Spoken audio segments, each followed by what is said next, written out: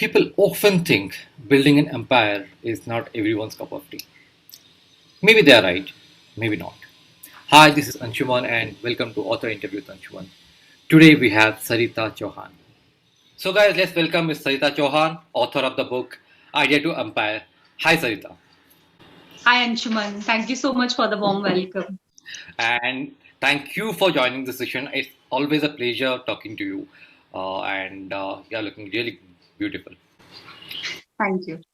Okay, so Sarita, before we start, why don't you give a quick introduction of your book? Like it's a volume one, so I believe some more volumes are coming, and nine-step formula. Can you just give a quick intro of this book? I have been a business coach for last 6 years, and I started my own company in 2015, and that was a training company which almost failed.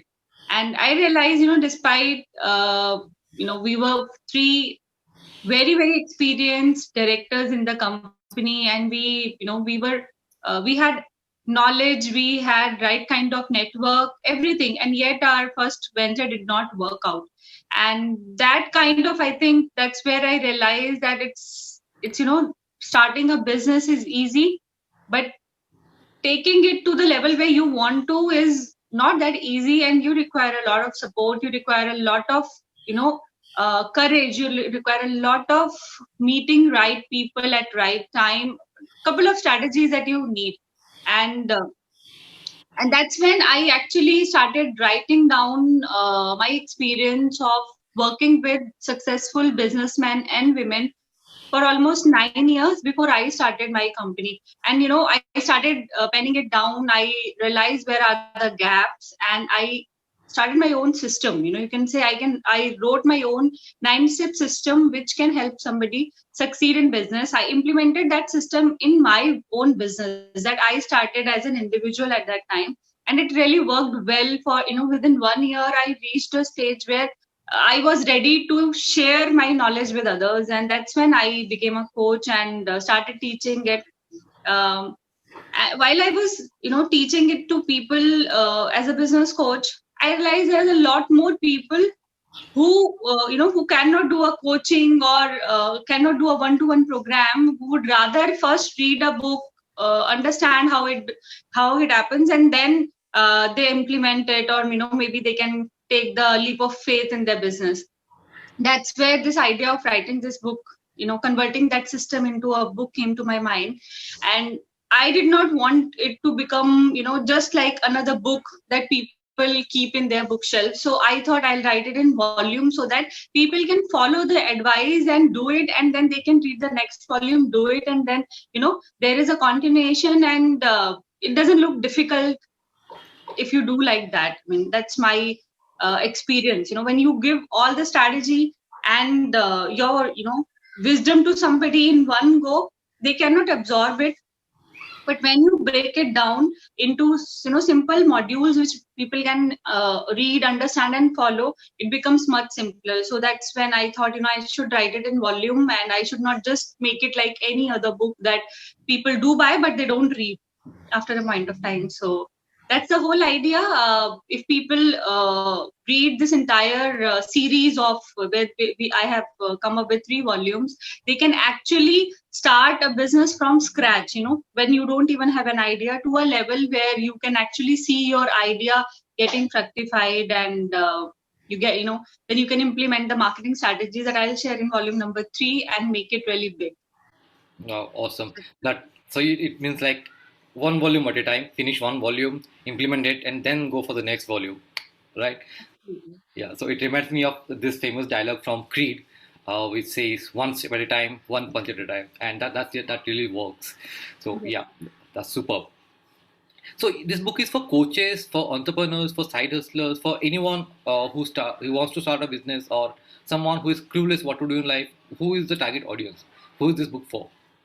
This book actually is for those who are really passionate about doing something with their ideas, who really want to take their business to a great height. A lot of time people think that they can run business, and business is easy, or job is difficult kind of stuff. It's not for them. In fact, I have written an entire chapter about it, who can become an entrepreneur. because a lot of people have this whims and fancies that anybody can become an entrepreneur at any point of time. A lot of people have that misconception that, if I work for 10 years in industry, I can then start a business, and not right now. It doesn't work like that. If you have it in you, you would know. People would know. There is an motivation that we say, which is achievement motivation, that entrepreneur has. And I have actually given an amazing, test, psychometric test that can actually tell people whether they have it in them to become an entrepreneur or not. And if you don't have, the thing is, you can always learn. But first, you have to actually have that kind of motivation, and skills you can always acquire. In my experience. Yeah, so I read your book and it's really awesome. It's really, really awesome. And for someone, I feel if someone is not very sure whether he should start entrepreneurship journey or he should continue the job, even those people should read this book, because you mentioned all the wrong reasons why people start entrepreneurship journey, which is okay. Sorry, that's a spoiler, but yes, so that is the main thing that people should know before they start this journey. And yes, Absolutely. And I'm really glad that you read my book. Thank you so I much. loved your book. I loved your book. Yeah. So again, when you say it's for everyone who wants to start this journey, or so you mean to say, if I have already have a business, I can scale it up using this book, and if I have not started yet, I can uh, I'll get to know whether I should start or not, and if I'm starting up, I should know how to go with it. All right. Absolutely. Yes. Okay. Perfect.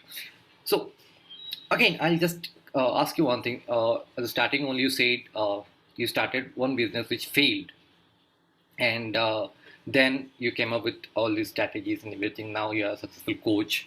Uh, so can you explain what is failure means to you? How to define failure, and how it helped you? Because for me, every failure is a learning, right? And I believe the same thing goes for you as well. So right. So I just want to know from you, how do you define failure, and what are the learnings? How it helped you to reach where you are right now? I think, first of all, I don't believe there is anything called as failure.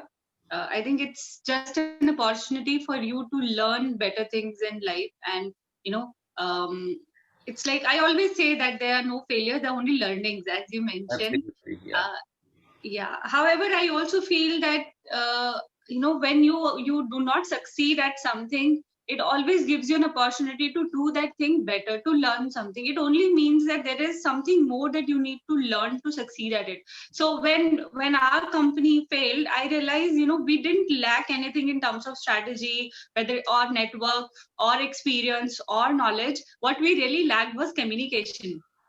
And that's, again, it's so useful, your people skills, how you connect with each other, how you put up a great team. That's it's very surprising, but that was the reason I realized that my company failed. Or, despite us being excellent people, as a team together, we couldn't make it a success. So as an entrepreneur, my learning was that people skills are a must if you want to become entrepreneur. Whether it is about your team, whether it is about your, getting investors in your company, whether it is about putting your idea, in different ways to your customers, connecting with them, understanding them. It's all about people skills. So I have covered that also, why, people skills are four traits, must traits that entrepreneurs have in today's world. So one of that is people skills. So coming back to the question of failure, failure means, again, an opportunity to become better, to learn better.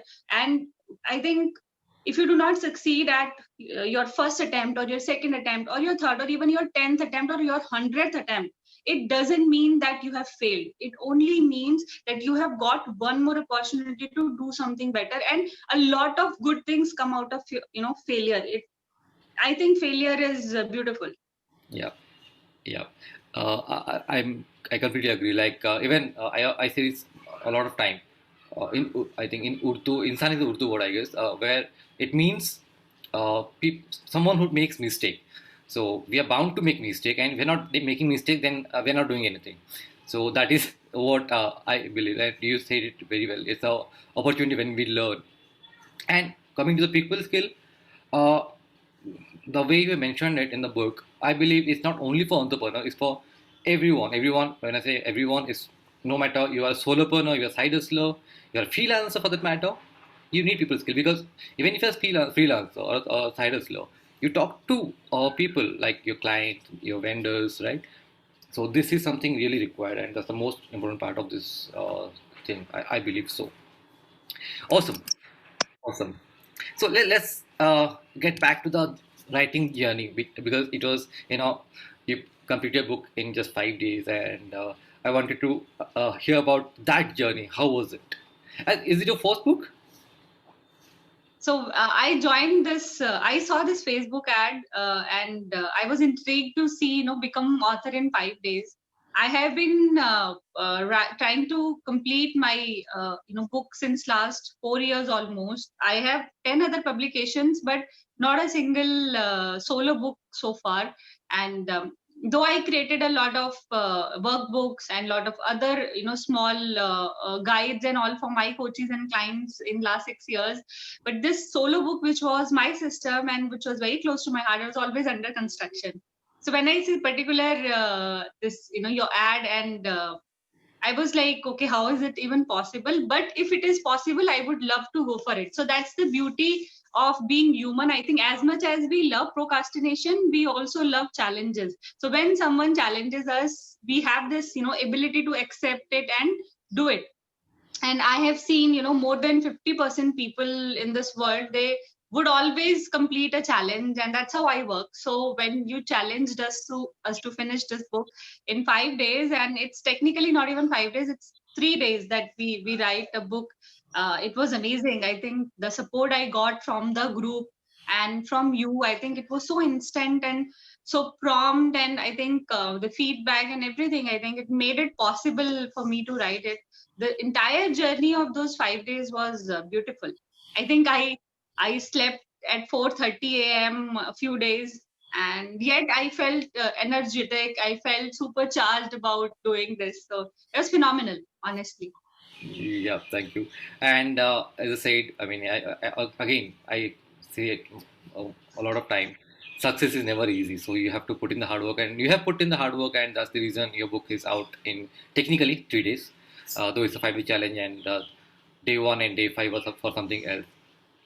Okay, awesome. But what is the most difficult part? I know nothing was easy in that challenge, but what is the most difficult part according to you? I think most difficult part is actually to find that time, especially now that I am working from home since we had this COVID issue with us. But and at home it is very difficult to sit down at one place and have that few hours where nobody disturbs you and your ideas are flowing and your thought process is absolutely working. So I think first 3 days I had the challenge of finding a place and writing this book. However, I think it is actually quite, I would say it is personal. I mean, that was my personal challenge of not being able to find, say, 6-7 hours to sit down at one place. I have small kids as well at home, so they also demanded time. For me, that was a little challenging, but somehow I think working at nights and your support, I think that was also exceptional. When I was about to give up, I remember you called me and you said, what, it can be done, don't worry, you can do it. So I think that support was also something, I think, that kind of took me out of my personal challenge. Other challenge, if I can, that is very, I think it is again personal. I think editing also is, when you write a book, you don't want to make mistakes, so editing is also time consuming, and you have to make sure that you do it timely before publishing your book. Yeah, and you know what the beauty is? There are only 3% people who complete their book out of 100, and among those 3%, there are only a few people who do it from start to end, like starting from the ideation, the design, the content creation, the proofreading, and publishing. Very few people do it, and you're one of them. So congratulations for that. Thank you so much. Okay, I know you've been in this industry since long. you're coaching since a long time. You're a TEDx speaker, right? But when did you? It came to your mind like, okay, now I should start something. Not this book. Your first business. I mean, somebody told you, okay, let's start something, or it came from within. Like, I want to do something in life, and a job will not just do justice to me. Something like that. It is, I think, technically speaking, it is that the same test that I have, actually mentioned in my book also. The complete test people can take, it is in the book, which is achievement motivation. Understand your motivation to do something in life.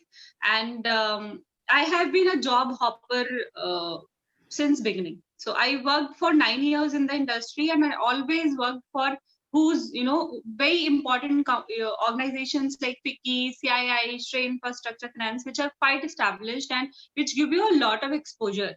And I actually finally in my career I also made it to my dream job, you can say. Every economic student has this dream of working in corporate strategy, and I got it after working for 7 years. I was in a corporate strategy role, and I didn't, I found a reason to quit that company as well. I loved that company. It had good culture. I didn't want to leave, but there was reason, like my health was deteriorating. I had to leave. It was 12 hours full day hustle for me. I had a very small baby, and I found a reason to quit my dream company. And that's the time when I joined this institution which promotes entrepreneurship in India and then abroad. And that's where I took this test. And that changed my life somehow. I think I realized why I left job. It's because I have entrepreneurial skills, or traits, you can say rather. I have entrepreneurial streaks in me. So that's the reason I was never happy in job. I never loved taking, you can say taking orders from others or working on their timeline. So as an entrepreneur, you decide your goals and you achieve them and you go to your next goal. That's how entrepreneurs work. And somehow I'm sure it is possible in companies as well, but it didn't happen with me. It was always similar kind of work, similar kind of roles, less challenges, to be honest, in my kind of work and industry. So that kind of always made me quit. I had Monday morning blues and I quit.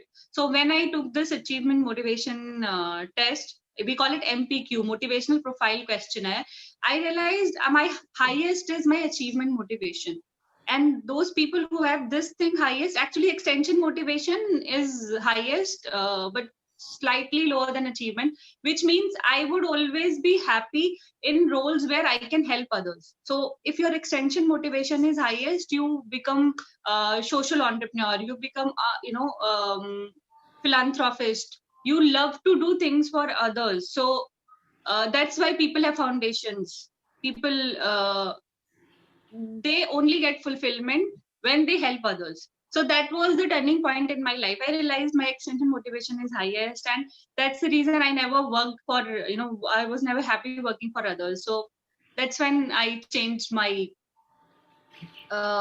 you can say career path, and I decided that I'll eventually become entrepreneur. Awesome. And see, I hear this from a lot of people, especially women. When so I promote side hustling, and then I take it from there.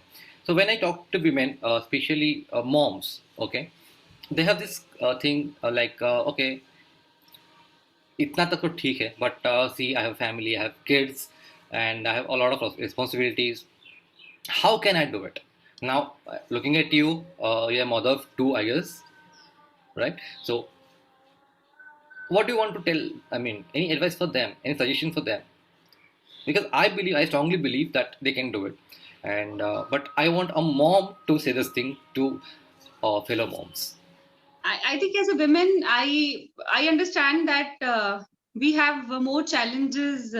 At the end of the day, there are demands and there are expectations from people who are around us. And as women, I think we have that soft corner that we don't stand still and we say, no, I can't do it. I have my own stuff and I want to follow my own dreams. It's always difficult for a woman to do that. I think. as women, we have to realize that if we are not happy, we cannot create happy family. If my dream are different, then what I'm doing in my life, whether that is a job or whether that is becoming a housewife, if I'm not doing that happily, we have to understand that that impact is going to come, on our kids also and on our family also in a different way, maybe. So suppressing ourselves of our own dreams, of our own emotions is not healthy and good for anybody, and it requires courage. So when you actually say, you just sit down and say, you know what, I want to do this, and whether you help me or not, I'll do it anyway. That's when you do it. I think as a woman, it requires more courage to say that I have dreams that I want to follow. And when you believe in your dream, and when you believe that you can do so much more than with your life, that's where people also believe. So first you have to believe in your own dreams and your own self to actually show it to the world, or do your own thing. When you say that I cannot, nobody can push you. Right. I completely agree. So, like any challenge for that matter, if you have taken the challenge, then only you can finish it. So, if you want to reach there, you have to start, and you can start only if it comes from within. And but if you, so like they say, sometimes you lose the war before you even start fighting. So, excuse me. Yes, if you believe that you can do it, you can do it. And if you strongly believe that you cannot do it, you can never do it. But I think that everyone has a strong reason to believe that they can do it. So that's what I feel. No matter uh, male, female, or whoever you are, no matter the age group, the mindset is something that is required and that can be learned. That's what I feel. And you have mentioned a similar thing in your book, and that's why I just loved your book. Okay, again, now since you are author and you have so many followers, you are a successful coach, right? Now you are someone, you're brand actually. Not now, but you're already brand. Now this book is something, just cherry on the cake. That's what you call it, right? So, any advice? I want a lot of advice from you, okay, for me and as well for other entrepreneurs, first starters and everything. One advice that you'll give to all the people who want to start something in life. I think so. The first thing is to actually believe that you can do it. Self love and self belief in life is very important, whether you are a man or a woman. I think all those people who have actually, built empires, if you see, they had this dream of doing something for the others. So that you can say is advice number two, which is to always look beyond yourself. You should have this dream of helping others, of doing something for your customers or for the people, leaving a legacy behind you. That's how you can make great products or great companies, or actually eventually build an empire. All those people, if you see, you talk about all big companies today, you name them, from Reliance, Tata, they all started small, but they had a big dream and big vision. So always keep that clarity and have that big vision, but take small steps. You cannot build an empire in one day. A lot of people who want to become big have this thing, I just get some quick tips and I can become that. No, it doesn't happen that way. You have to put in a lot of years of hard work, of taking baby steps each day, measuring your own progress, modifying, building nice products, talking to your customers, again remodifying. So it requires a lot of time to build an empire. But that strategic vision and the clarity is very important in life. A lot of people lose that vision when they see challenges. So don't lose that vision of becoming an empire. You can, if we have seen people who had no background and they became successful in life, who are actually ruling the industry today. They all came from humble beginnings. So believing that you can do it is one. Second, having that great vision to become an empire is another one. Third is never lose that vision. You know, uh, People, when they feel that the challenges coming in their way, when you don't have you don't see profits coming month on month, and your family is at stake, you see a lot of employees at stake, you start to lose that vision. Don't lose that vision. You have an example like Amazon in front of you. So for so many years the company was in losses, and still the still Jeff Bezos believed that he can do it, and you can just see today where it is. So don't lose that vision. And finally, I think read my book to figure out more. Sure, definitely. See, one more advice I want you. I am gonna ask you a lot of questions now. So you're saying vision, but one thing I've noticed, people often get confused by between a goal, a vision, and a dream. So they misunderstand vision, a dream as a goal, and they do a lot of mistake. Any advice for them? Yeah, I think advice for them is clarity. I think I love clarity, and I think that's the best place to be. And how do you get clarity is when you read more, when you meet more people, when you actually put down your vision and dreams and goals in words. So I have this, my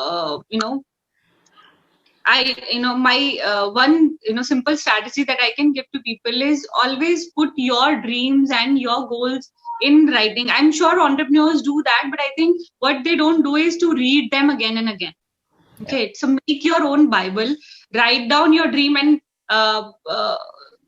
dream is something which I can say it's huge. It's a big thing, and it can. Why it is a big thing is not because you have some grand things to achieve. It is a big thing because it is something that keeps you motivated in life. It is something that gives you a kick. It could be simple thing. For example, as a child, my dream was to help others. That kind of always have been at back of my mind.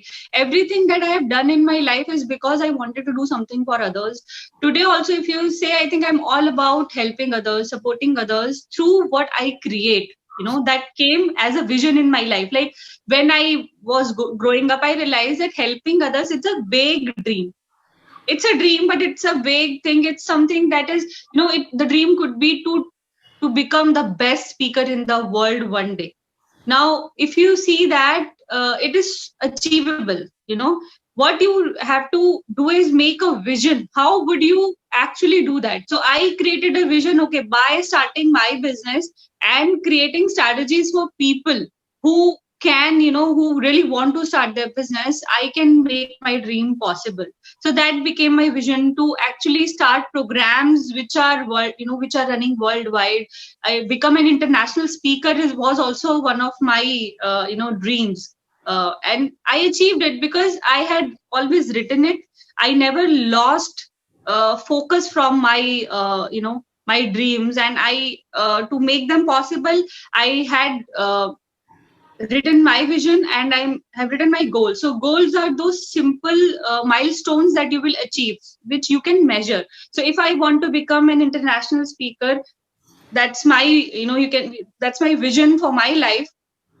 I would break it down in smaller goals. Okay, year 1, I start speaking in colleges. Year 2, I am going to be at TEDx in India. Year 3, I will be talking at these countries, and that's how you make it possible. So you have to break down your own you can say long term goals or your vision into short term goals, and never lose focus of them. Keep reading them, keep fueling them, I'll say.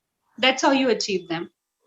Awesome. So the only thing I want to add over here is dreams are good, visions are good, but the first thing people need to do is take action. Only dreaming about something and not taking action will not lead you anywhere. So you have to take action, guys. Absolutely. I think an empire is built brick by brick, is what I say. And I think it's so true. You can, you take one step at one time, and that's how you achieve your goals. Yeah. See, the book title is Empire, and you are again using this empire. So, what do you mean by this word empire? How you define an empire? The definition of an empire for me is when you are running companies which are providing employment to thousands and lakhs of people. You see companies like Tata, you see Reliance, you see TCS, you see Infosys. These are all Indian companies, and I'm specifically mentioning them because I think people confuse an empire with wealth. The wealth that I create for myself. For me, an empire is something that's actually providing people livelihood. You talk about any of these companies and you see so many thousand employees they have, which must be, their families are depending on the income that they receive from these companies. They have a culture, they go to work and they feel like a family.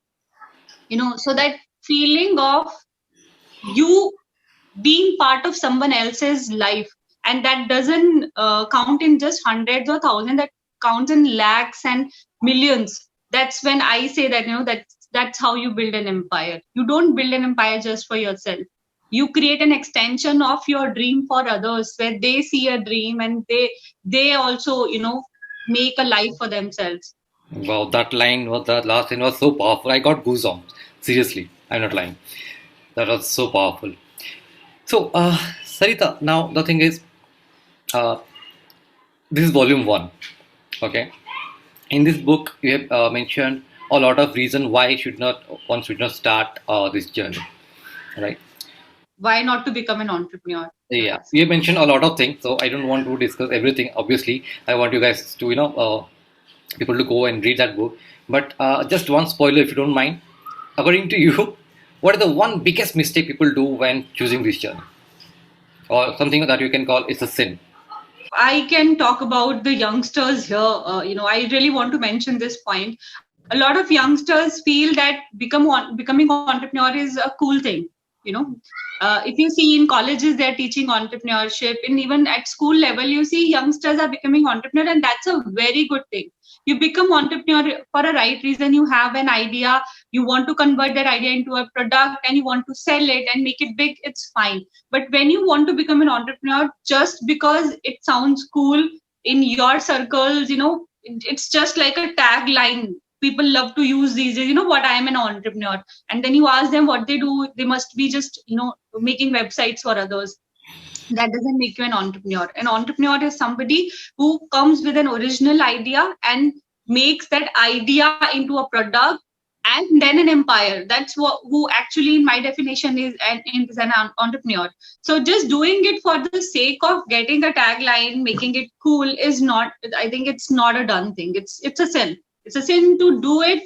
It is like it's like abusing the word itself for me. Yeah, agree. So that reminds me of this thing. So a lot of people are fan of Zuckerberg. A lot of people, and you remember what was his visiting card? The first visiting card. It was like, "I'm the CEO, bitch." So a lot of people follow that culture. Still, they follow that culture, and they feel that it's a fancy thing to become an entrepreneur. But they don't look at the struggles that they need to go through, and they don't look at the challenges that they would face in future. They just want this visiting card. And yeah, even I agree with this. This is a sin. Awesome. So now let's talk about volume two. I'm so curious to know about the volume two. Volume one was like I can read again and again and again. It was so good. But so I'm very curious about the volume two. When it is coming and what is there in the volume two, and when can I read it?